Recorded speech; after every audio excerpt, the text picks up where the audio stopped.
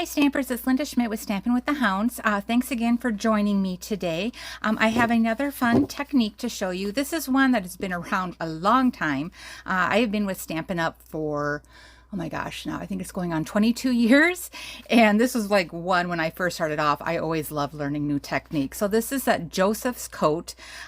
There's other names, I think I've heard it called like color reveal, but basically you're taking a image and you're going to ink up your background first with either a vanilla or white cardstock, whatever you have. You're just going to do a completely blended ink background. Then you're going to take an image, and usually like a solid or an outline image, ink that with Versamark, use clear embossing powder and emboss it.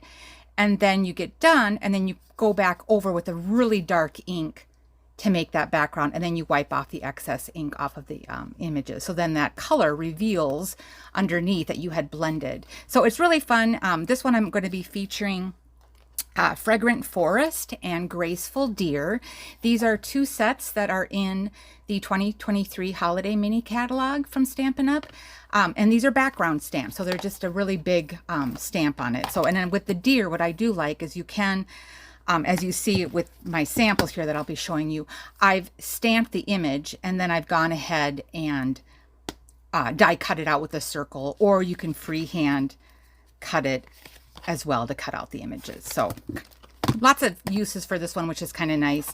And then again, this is just a great background that you can use just for a subtle image and stuff. So I'm gonna show you some of my samples first, but oh, before I forget, oh my gosh, I've gotten so many subscribers recently, and I just want to say huge thank you for liking and subscribing to my channel. I try and do tutorials several times a month. I do work full time, so and I just had cataract surgery, so my vision the last couple of weeks was a little wonky while they did one eye and then the other one. So I'm adjusting to, for the first time in my life, being able to see far away, but up close I'm still struggling until I get my my better cheaters or reading glasses. So we're going to do a sample of this one today. I am going to be using some of that pretty, oh gosh, what is this stuff called? It is the kind of like a shimmer cardstock, and it has the in colors, and this is that wild wheat. So on this one, I did, for my colors that I'm going to be doing today, wild wheat, blackberry bliss, old olive, and then my color that I do to get the dark background, I'm doing early espresso. So that'll be the one we're going to make today, but I want to first show you some of the other ones just to give you some other options for color blending. So what I did is I just got out a lot of my ink pads, and you want to think of, you know, like your Roy G. Biv, colors that blend together well. So on this one, I did, again, that wild wheat, and then I did a sweet sorbet, which is an in color, and then Pretty Peacock, which is in the Regal family. And then I still blended with the early espresso. So this one has a little bit more of that, what I would call the true fall colors, where it's the reds and oranges. And then you see the little pops of the green and yellow in there. So there's that one. And I'm going to be showing you how to do this angled cut today too. As you can see, that was my feature. So this is another one. I think this is the same one that my other sample that we're going to be doing today. This is just a different layout for that. And then I just did some other embossing powder on that deer. And then here I just did that Fragrant Forest again in the background. And then that's still my focal point. This one I did for my color blending. I did crushed curry, boho blue, and copper clay. And then my inking I did was the pebbled path. So that's this cardstock here. So not as dark as the early espresso. But again, that's another kind of fun. You can see where this one, I really did pop out more of the colors on there. And then I did more of a half circle as my focal point for that. And then the piece I cut out, I just put it on the inside just to decorate the card. Here's another one for fall colors. You can tell I'm ready for fall. This one was crushed curry, copper clay, and sweet sorbet. And then again, early espresso. So that one I really do like, how this one is very vibrant on there. And then here's another one of my angled cutouts, but this time I did do the autumn leaves as my focal point, but I still use the Fragrant Forest. And this one, I did do cherry cobbler instead, so it's a little bit richer looking for the red. The wild wheat, Pretty Peacock again, and then Early Espresso was what I did for the back, for that background. So that's another fun one. Again, there's that angled cut again, which is kind of fun to do. And on this one I did Wild Wheat. You can tell this is my theme. Like when I first saw that color, it was, I was like, oh my God, what is this? But I'm using it more, and it's grown on me. I wouldn't say it's my favorite, but it does really work good for like an accent piece. And for fall, it's a good blending color too. So again, this was Wild Wheat, Shaded Spruce, and then Pretty Peacock. And here I did more of a shaker card, and then I used the retired deer punch for my focal. So I've got my deer then in that background in the shaker. So that's another kind of fun one. And then this one isn't a blended background. I just made a shaker card because I love shaker cards. So, but here, this one I'm using that Parakeet Party, Copper Clay, and then Shaded Spruce for my color combos. So lots of fun. We are going to get started with this one today. So the supplies you will need to make this are your standard card base, and you can cut this however you want. This one I wanted it to open more portrait style, so I did this as the 4 1/4 by 11, and then I scored at 5 1/2, just because I wanted to open from top to bottom. I always like to do a cardstock on the inside. You can do any type of neutral color. I just thought I would carry through with the Wild Wheat, so that again is going to be 5 1/4 by 4, or 4 by 5 1/4, it's the same. That's that. Then you are going to need a vanilla piece, and this is for the angled cut because we're going to have this layered piece. This is at 4 by 5 1/4.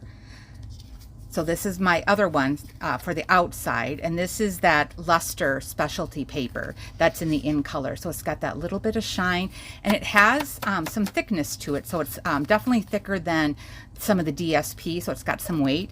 And this one I did already emboss it, or dry emboss it, with the letterpress 3D folder.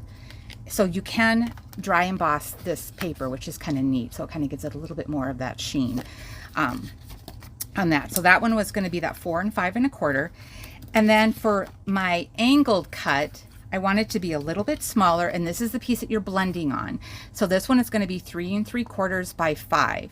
Now, if you don't do another layer, then this piece could be the 4 by 5 1/4. But because I'm layering, I needed a little bit more, I needed to be smaller, so when I did my angle, I had some of this still showing.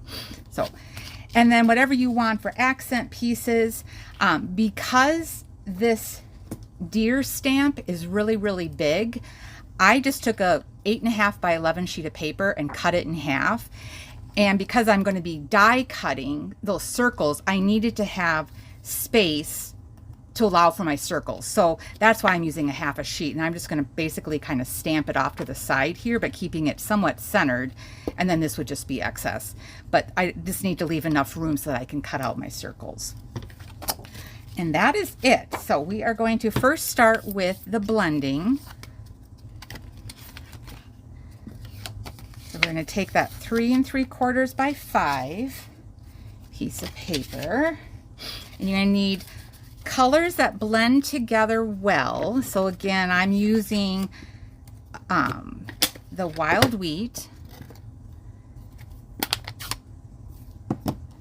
I'm going to be doing Old Olive, Blackberry Bliss, and then the Early Espresso is the last color that I do after I emboss. I won't open that one right now.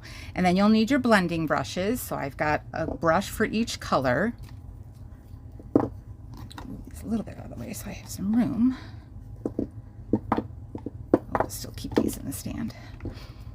And then when I'm blending, I do like to have, I got these off of Amazon. They're just like little brush holders or tools. So a lot of times I've got like all of my scissors and bone folders and pick tools stuck in this, and it's just kind of off to the side on my desk. These are kind of handy to have.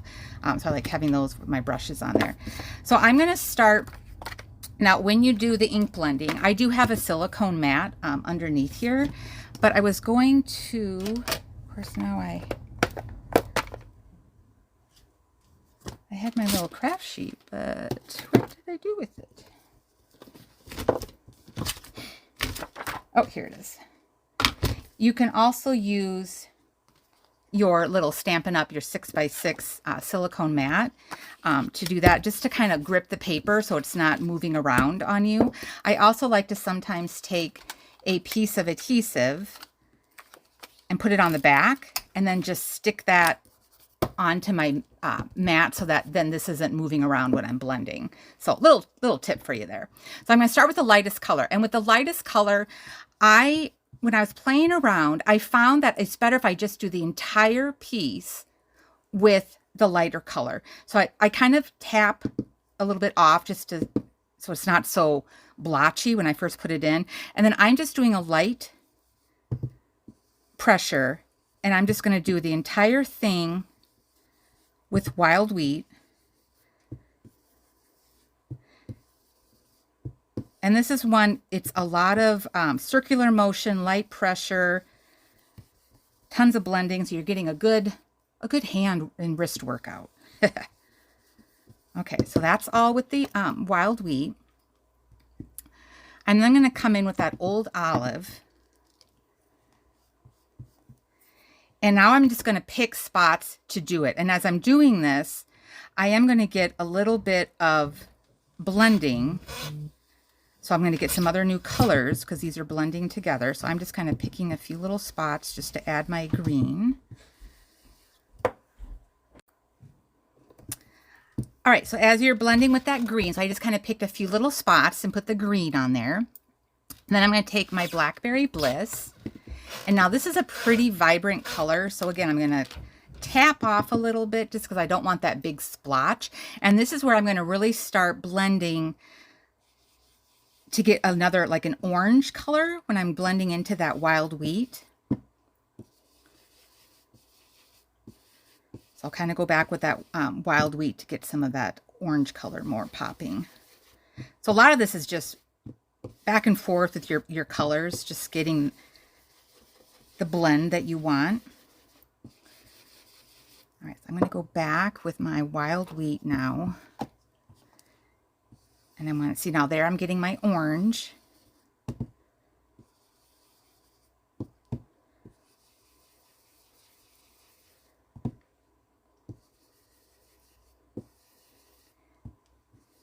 Yeah, and when I was playing around with this, it is good, like I said, how I had put those little Post-it notes with the color combos on the back. Because a lot of times when you get done, when you look at it, you're like, oh, what colors did I use? So that's why I kind of did my little reminders. So now I'm just kind of going back and forth. So I'm back with my Wild Wheat right now. And then let's add a little bit more Old Olive. Here.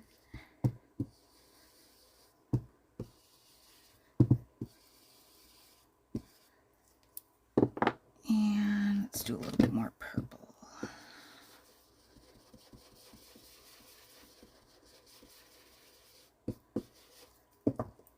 Back to the Wild Wheat. Okay.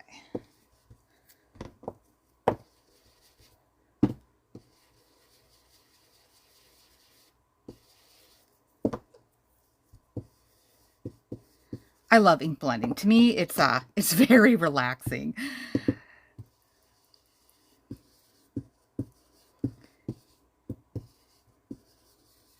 Okay, so now that's all blended. And then you kind of want to let this dry. So I'm just going to set this off to the side for a minute, because the next thing we're going to do is we're going to add the Versamark and the clear embossing powder, but I don't want that powder sticking to that background that's not stamped.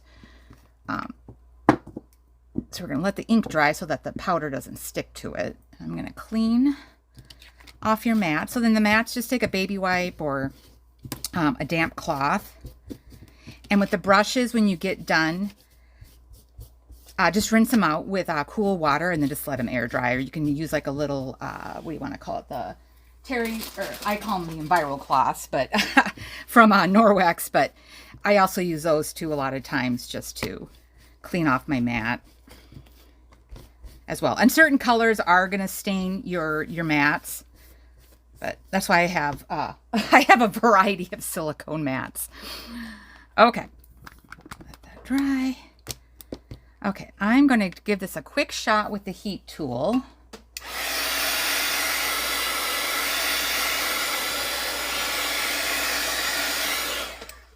Just to make sure that all that ink is dry.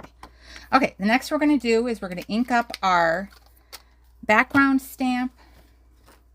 Let me get some of this stuff out of the way. We're going to be doing our trees. Now, again, this is a big background stamp. I only have one of these blocks in the largest size. So I'm actually going to be using our retired Stamparatus. But if you have a stamping tool or a platform tool, any of those would work for these large stamps. Whatever you've got, use it. What works for you? I'm just using, because I have this. And all right, so now what I'm going to do, let's see here. I think I want that to be my top. So if I've already marked and placed my stamp where I was going to have this, so I've got a little line or a cheat sheet line here that I know where to ink this up. Okay, and then before I do that, I do want to add a little bit of the anti-static. So I am using, if I can find it. Hey, what is the deal? I have everything set out today. And then, see, it's these readers. I can't really, oh, here, it's right here on my tool. Okay, so I'm just using a little anti-static powder. I'm just going to gently put this powder onto my cardstock, just so that that embossing powder isn't sticking where I don't want it to stick. All right, there's that. And then we're going to use our Versamark ink, and you want to make sure your Versamark is good and inked up, because this is a pretty detailed stamp. So just make sure this is all inked up good. Looks like I got a little. Okay. And then we're just going to flip this over. I just have a little press tool that I got off of Etsy a long time ago. For those of us who have arthritis, this little tool does come in handy, just to help putting pressure on stamps. Okay, now it's kind of hard to see, but I'm going to actually, it looks like I missed a little spot down here that I can see from this angle. Just make sure, and it looks like I did miss a spot up here too.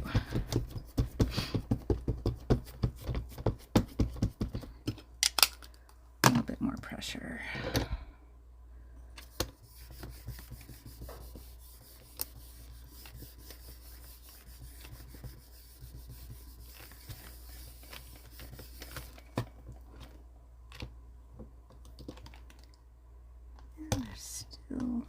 Still getting a little spot right there. I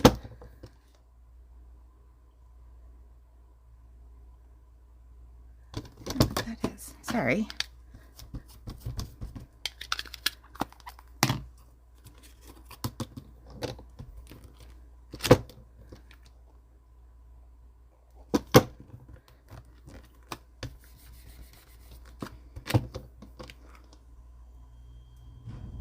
Okay, now it's all linked up. Goodness gracious. The struggle is real today. Okay, now you're going to need clear embossing powder. So we're going to take this off of here. And I'm just going to put this on, get this out of the way.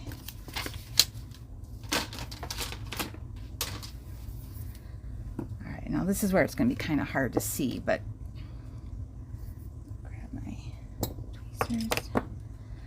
I'm just going to put it in my little embossing tray here, and then I'm just adding the clear embossing powder,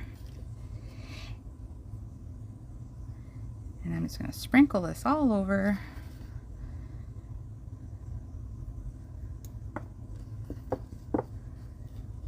And then very carefully pick it up.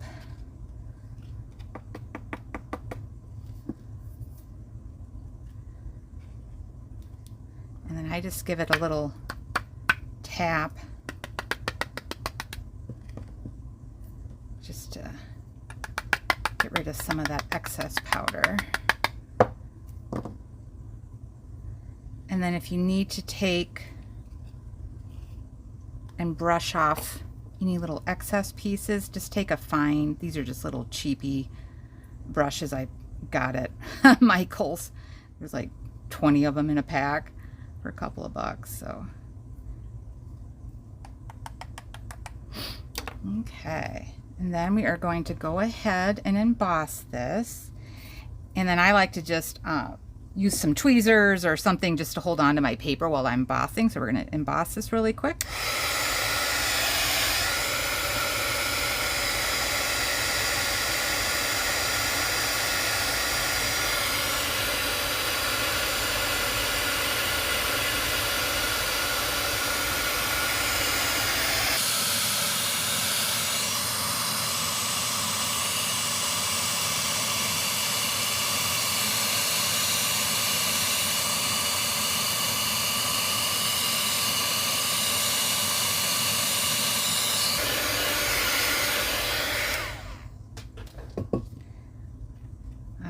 So there it is where it's all embossed, and I'm just going to let that cool just a second while I funnel this back into my jar.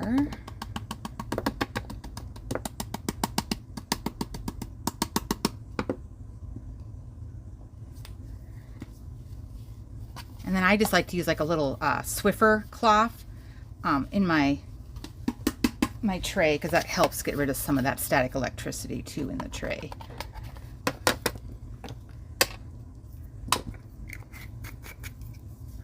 That part's done. All right, now we're going to go back, and now we're going to add our early espresso ink to the all over the background. So again, this is going to get a little messy. You can use a Post-it note. I've got these little silicone kind of gripper things that kind of help hold my paper so I don't get extremely inky fingers. So you're going to go over everything with the espresso, and this is where you want to go. You're going to be going back and forth because you really want to apply that really dark, especially in this pathway on the, or the ground I should say, on the stamp, because we want that to be super dark so it pops.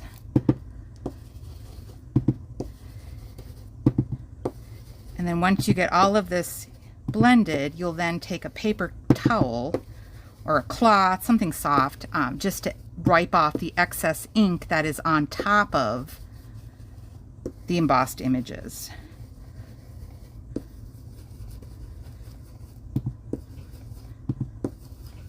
So lots of circular motion, holding onto that brush head when you're blending.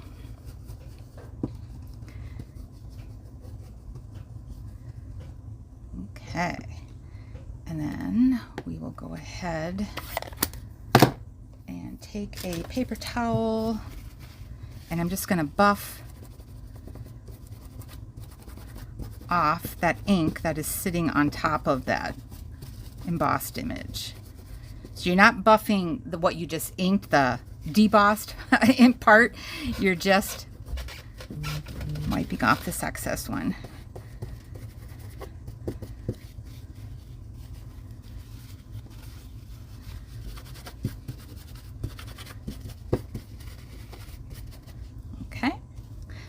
Good. And then clean off your silicone mat, get rid of that excess ink.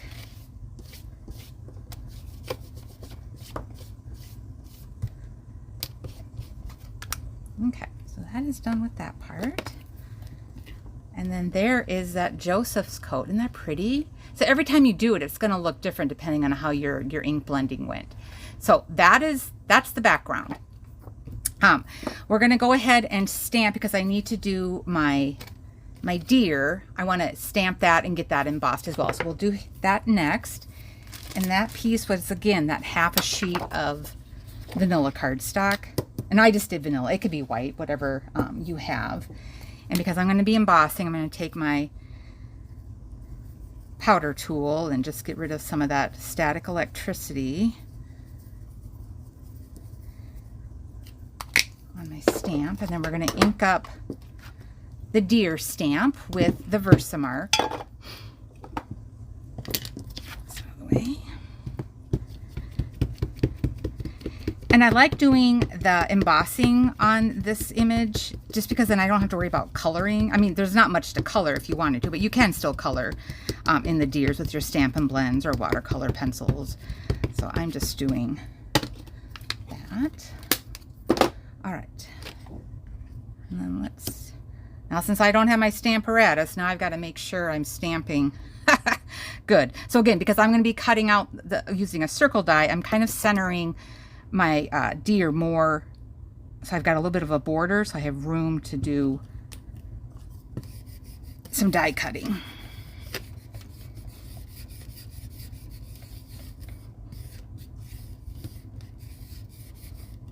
And then we just, fingers crossed that everything is inked up because I can't replace this.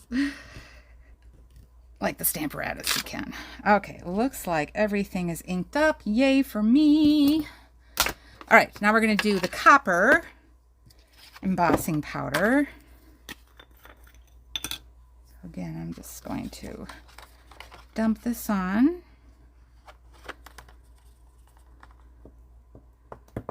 Oh, Linda.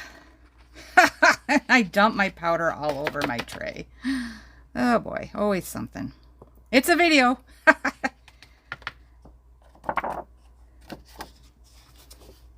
Struggle is real today.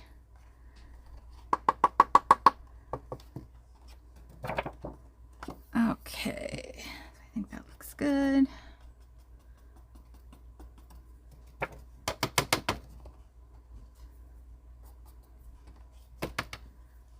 All right, I'm going to pause this while I clean up my mess. Hold on.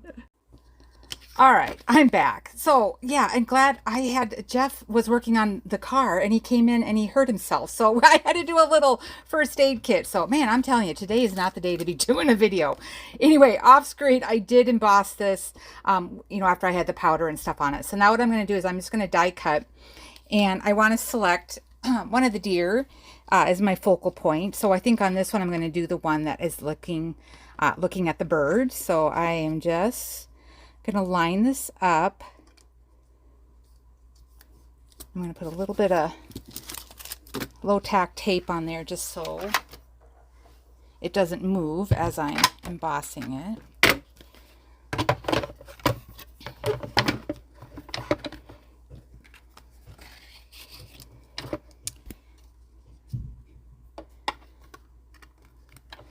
Okay.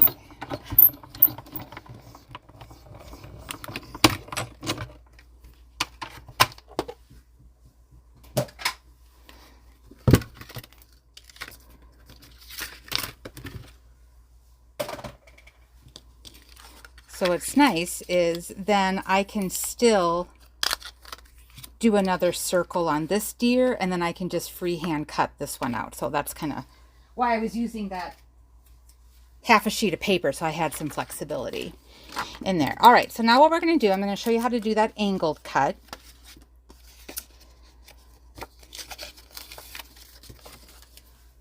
And if you're doing the, like I said, that 4 and 5 1/4 plus this one was 3 3/4 by 5, don't adhere this onto your card yet, because what we're going to do is we need to line this up so that I got my perfect size on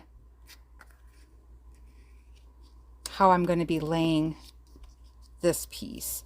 So what I'm doing is I try and get this corner flush with this paper here, and then I'm just kind of futzing around like how far down do I want to go. Like on this one I probably did like about a ½ an inch on there, so that looks good. And then I'm going to again use that low tack tape just to hold this in place, because I'm then going to kind of cheat. I'm going to flip it over, and I'm going to use a pencil and a ruler, and I'm just drawing my line so that I know where to cut this white or the vanilla paper off. And you could just line this up in your paper trimmer, but I just found this way it helped a little bit. Okay, so now we're going to trim these off. So this is again where now I can take these off so I don't ding this paper.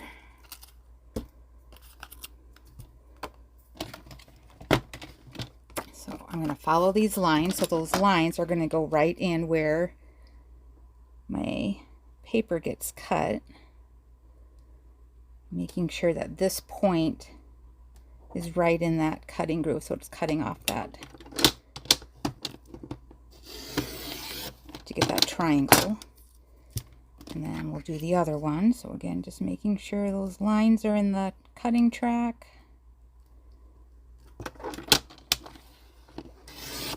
Cut that off. And then now we bring back our paper, making sure, let's see, yeah, this is the right side up. And then now this, we're going to be adding our glue to the back.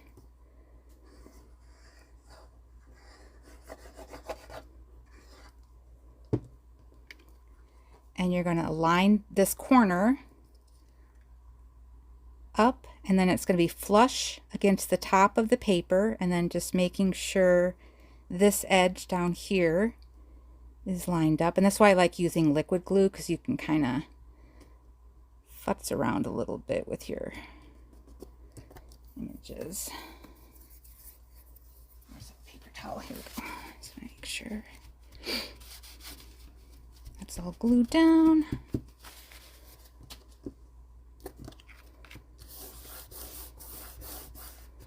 All right, and then that'll get glued onto our card base.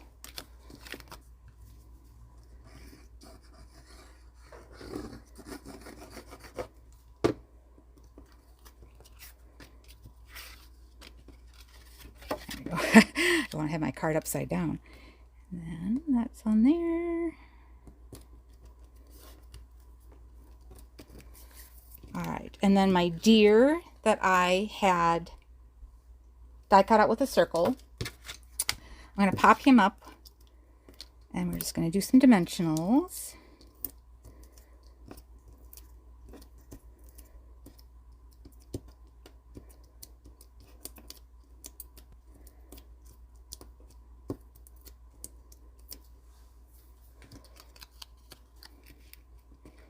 And then you can either have, you know, it be down here, you can have it up here, you can do it more in the corner.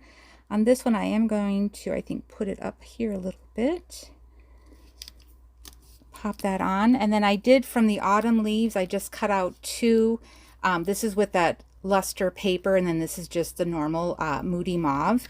And I'm just going to glue these together just to give them a little bit more. So one is cardstock and one is the luster. And I just wanted this leaf to have a little bit more weight to it for the dimension.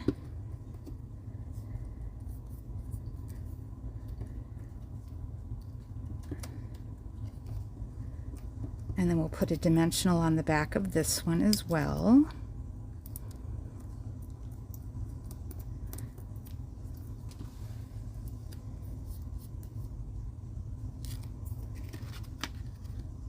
Just add this here.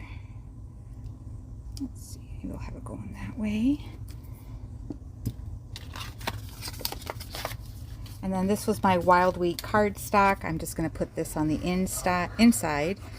I'm going to leave it blank for now because I'm not quite sure if I'm going to have this be one of my fall birthday cards or if I'm going to save it and use it for some of my Thanksgiving. So we'll just leave it blank for now. And then I'm going to add a little gems, and these are the adhesive back speckled dots that are in the mini catalog. I really like these. They're really pretty. So they've got that old olive, kind of that moody mauve, almost like a crumb cake, and then this I think is that copper clay, but they've got a little bit of speckled kind of sparkle to them. So they're really pretty. So we're going to do a variety of colors. I'm going to do I think we'll do the pink,